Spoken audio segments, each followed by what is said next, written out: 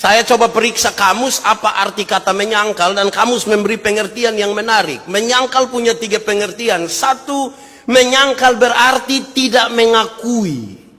Tidak mengakui. Kecuali kalau ada bukti. Kecuali kalau dikasih segala sesuatu yang tidak bisa terelakkan. Itu menyangkal. Ini lupa anak toh? Bukan. Kok dia mama yang bilang. Oh ma, tunggu ingat-ingat tuh. Mulai menyangkal itu. Butuh bukti. Dan menurut kamus itu penyangkalan. Waktu Yesus dibaptis, dia keluar dari air, ada suara bilang begini, inilah anakku yang kukasihi, kepadanya aku berkenan. Iblis dengar itu kalimat. Terus melihat Yesus lapar karena puasa 40 hari 40 malam, iblis bilang begini, kalau benar engkau anak Allah, rubah batu ini jadi roti supaya engkau makan.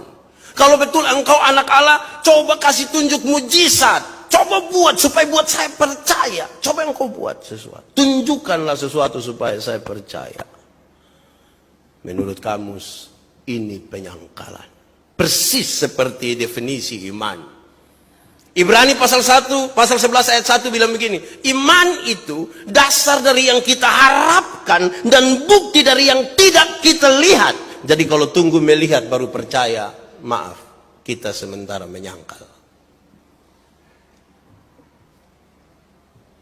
Mujizat jangan dibuat murah. Jangan percaya karena ada mujizat. Saya yakin kok bahwa mujizat itu ada.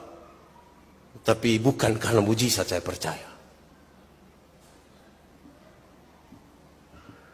Saudara, Kopernikus menulis, Tuhan memang memberi makan kepada burung pipit, tapi tidak dengan melemparkan gandum ke dalamnya. Tidak dengan mujizat itu. Keluar untuk cari. Resiko kena fiti. Baru dia belajar sesuatu dari situ. Masih banyak kita ini kan percaya karena mujizat. Masa kok mau bikin roti saya pakai mujizat? Mujizat roti tawar. Murah itu. Kedua, kamus bilang begini. Menyangkal berarti berbantah-bantahan.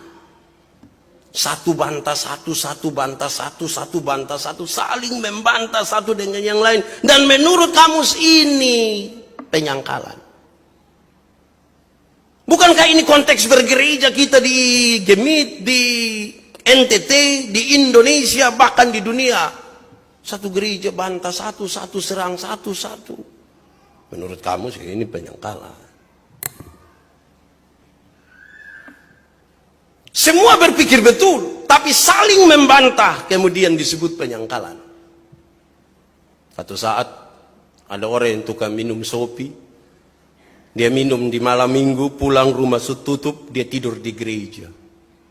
Pagi-pagi pendeta datang mau ibadah, lihat dia tidur. Hai, Pemabu, kenapa engkau tidur di sini? Tidak tahukah engkau bahwa sebentar lagi orang gereja? Dia bangun, dia bilang, tidak tahukah engkau bahwa aku harus selalu berada dalam rumah Bapakku? Ya sama-sama juga benar. Dia persoalannya adalah karena mereka berusaha untuk memenangkan itu perbantahan. Ketiga, kamus bilang begini. Menyangkal berarti menolak untuk melakukan. Menolak untuk melakukan. Dia tahu, bukan dia tahu. Tapi kan dia tidak mau buat. Persetan. Itu penyangkalan menurut kamus. Menolak untuk melakukan adalah sebuah penyangkalan. Saya pernah cerita saudara. Saya pun teman Pak Pendeta Elisa waktu jadi pendeta jemaat. Dia punya sebuah yayasan dan kemudian satu saat dengan seorang staf yayasan pergi ke Jogja. Ini orang baru pertama kali naik pesawat. Mereka harus transit di Surabaya. Dalam perjalanan menuju Surabaya, pesawat mengalami goncangan yang serius sekali.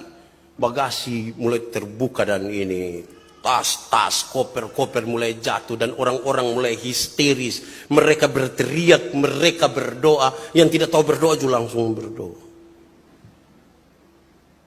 Tapi Pak Pendeta Pustafin dia duduk diam-diam seolah-olah tidak ada masalah. Dia lihat orang.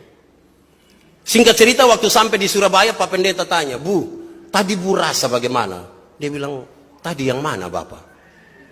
"Batu yang tadi, yang pesawat tergoyang itu." Dia bilang, "Tidak. Hai, semua orang takut, lu tidak takut." "Iya Bapak." "Kok kenapa begitu?"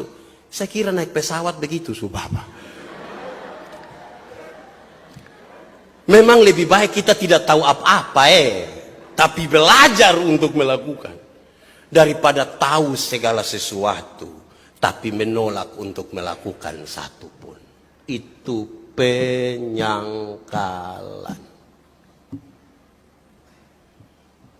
Itu baru menurut kamus.